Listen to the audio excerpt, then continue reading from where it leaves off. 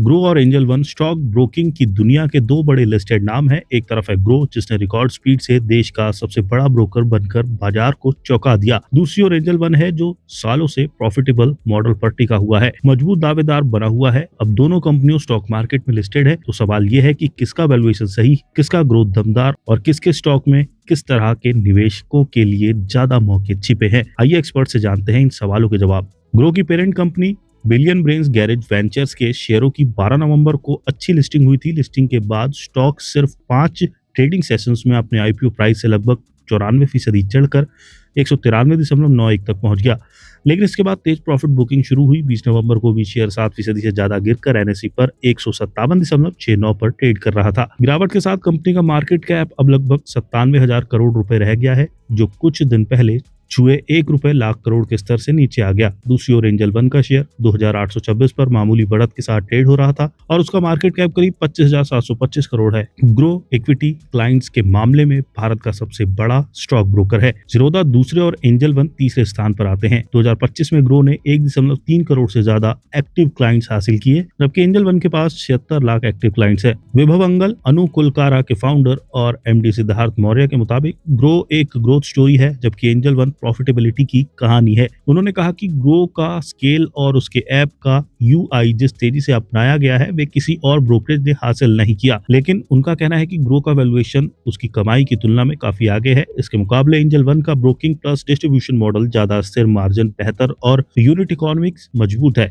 इसलिए मौजूदा स्तरों पर एंजल वन का रिस्क रिवॉर्ड अधिक संतुलित दिखता है, जबकि ग्रो उन निवेशकों के लिए सही है जो महंगी वैल्यूएशन में भी निवेश करने को तैयार है। इन्वेस्टेड पीएमएस के रिसर्च एनालिस्ट यश चौहान कहते हैं कि भारत का ब्रोकरेज सेक्टर आने वाले वर्षों में रिटेल भागीदारी बढ़ने से बड़ा लाभ उठाने वाला है। लेकिन ग्रो और एंजल वन निवेशकों के लिए दो पूरी तरह अलग प्रोफाइल पेश करते हैं। ग्रो तेजी से क्लाइंट जुटाने में नंबर 1 है और इसका मार्केट कैप भी बढ़कर 1 लाख करोड़ से ऊपर आ चुका है। दूसरी तरफ एंजल वन अपनी पुरानी और स्थापित फ्रेंचाइजी के साथ ज्यादा प्रॉफिटेबल मॉडल चला रहा है और FY25 के रेवेन्यू और पीएटी ग्रोथ उसकी ऑपरेटिंग लिवरेज दिखाती है। चौहान के मुताबिक ग्रो हाई ग्रोथ और हाई बेटा चौहान वालों के लिए बेहतर है, वही शेयर कमाई और वाजिब वैल्यूएशन चाहने वालों के लिए एंजल वन अच्छा विकल्प है। स्वास्थ्य के इन्वेस्टमार्ट की शिवानी न्याती के अनुसार ग्रो और एंजल वन एक ही सेक्टर में काम करते हुए भी स्केल, प्रॉफिटेबिलिटी और वैल्यूएशन में काफी अलग है। ग्रो का नेट प्रॉफिट मार्जिन 47% है, जबकि एंजल वन का 22%।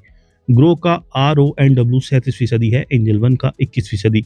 इसी अंतर की वजह से ग्रो FY25 की अर्निंग्स के मुकाबले 40 से 41 गुना वैल्यूएशन पर ट्रेड करता है, जबकि एंजल वन 20 गुना पर। न्याती का कहना है कि ग्रो में तेज ग्रोथ पहले ही प्राइस्ड इन है और इसका डिजिटल फर्स्ट मॉडल इसे लंबी अवधि में और स्केलेबल बनाता है। वहीं एंजल वन ज्यादा स्थिर और वैल्यू फोकस्ड निवेशकों के लिए सही है। बुरांजा के नितिन जैन के मुताबिक ग्रो की FY25 रेवेन्यू 3,901.7 करोड़ रही, जो पिछले 3 सालों में 85% CAGR से बढ़ी है। एंजल वन की FY25 रेवेन्यू 5,238.3 करोड़ रही, हालांकि उसका ग्रोथ रफ्तार 32% CAGR प्रॉफिट में ग्रो आगे दिखता है।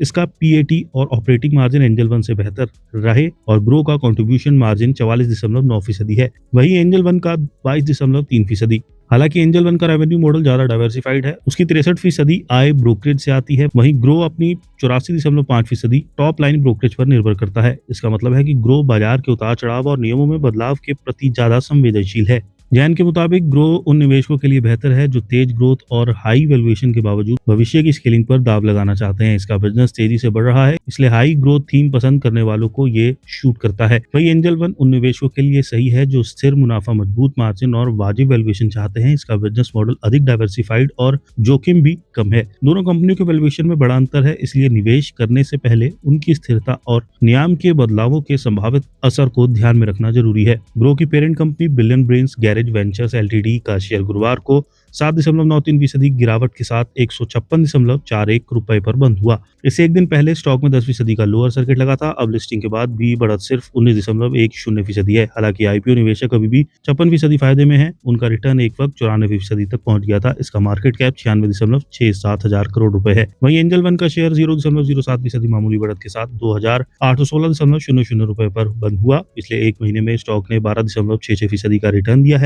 हालांकि बीते 6 महीने के दौरान स्टॉक में 1.40% और 1 साल में 3.56% की मामूली तेजी आई है। 5 साल में इसने 130.88% का रिटर्न दिया है। एंजल वन का मार्केट कैप 25.57 हजार करोड़ रुपए है।